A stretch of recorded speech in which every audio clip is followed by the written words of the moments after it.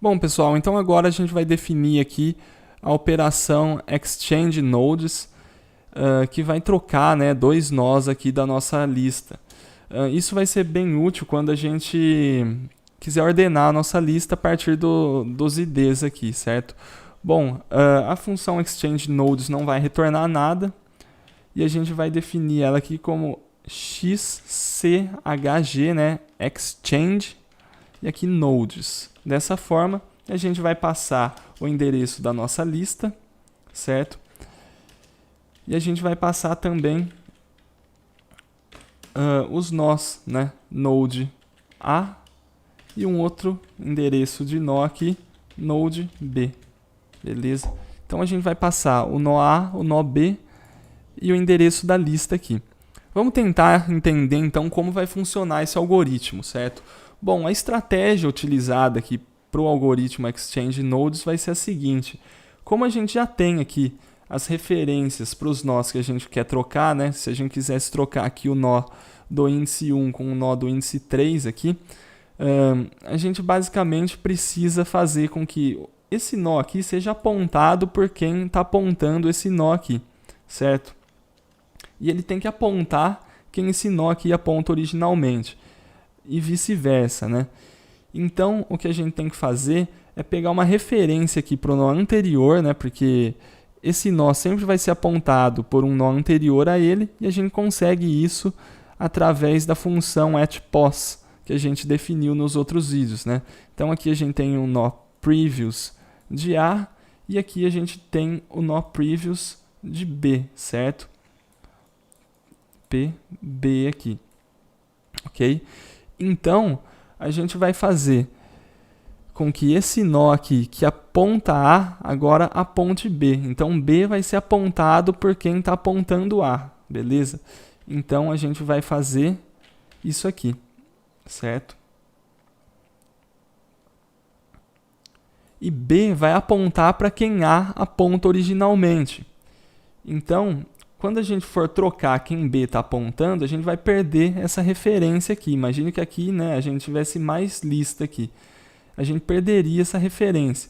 Então, a gente vai fazer o seguinte, a gente vai criar um ponteiro auxiliar aqui, né, que eu vou chamar ele de pointer. Ele é um ponteiro do tipo node. E ele vai segurar aqui a referência, né, para o nosso próximo nó aqui, certo? Para o nosso próximo nó a partir do nó B, beleza? Então ele vai segurar essa referência e agora o nó B vai passar a apontar quem o nó A aponta originalmente. Então a gente vai pegar o nó B, vai apontar quem o nó A aponta originalmente, que vai ser esse cara aqui anterior ao nó B por coincidência, certo? Agora a gente tem que fazer a mesma coisa para o nó A, ok? O nó A tem que ser apontado por quem aponta o nó B. E quem aponta o nó B é sempre um nó anterior ao nó B, que a gente definiu ele aqui como PB, certo? Então a gente vai pegar o PB e vai mandar ele apontar para o A, ok? Então o PB vai apontar o A e o A tem que apontar quem o nó B apontava originalmente. E a gente tem essa referência através do pointer que eu defini aqui, certo? Pointer.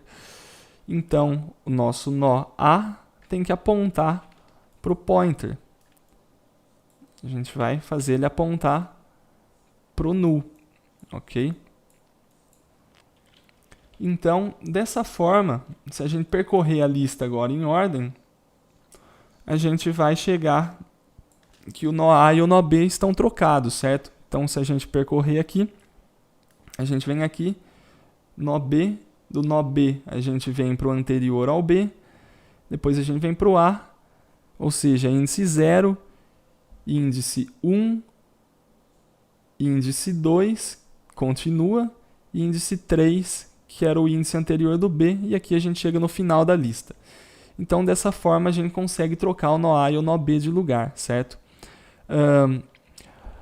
O único problema desse algoritmo aqui é quando a gente quiser trocar o nó cabeça, né, da lista. Se a gente quiser trocar a cabeça da lista de posição, o que vai acontecer? A gente não tem um nó anterior, né, à cabeça da lista.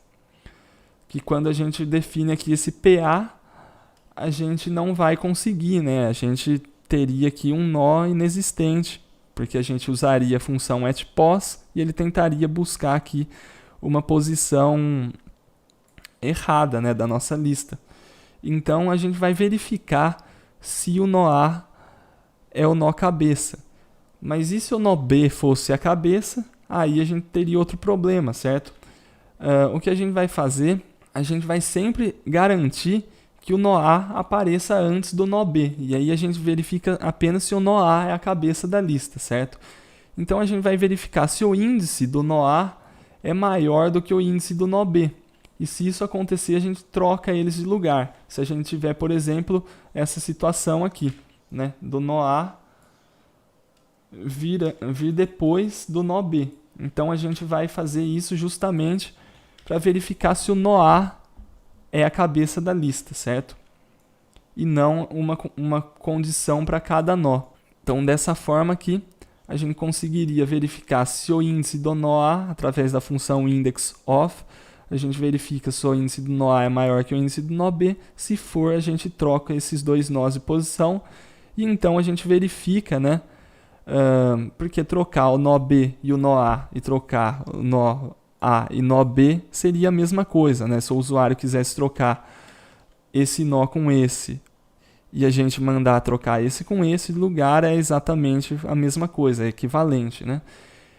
Então a gente vai fazer isso para verificar novamente, né, se o nó A é a cabeça da lista. Se por um acaso for, a gente não vai utilizar aquele artifício, né, de pegar o nó anterior. A gente não vai pegar o nó anterior ao nó A. A gente vai mudar a cabeça da lista para ser agora o nó B, certo? Porque se a gente quer trocar a cabeça da lista de lugar, então ela tem que apontar para o nó B, ok? Então vamos implementar isso aqui.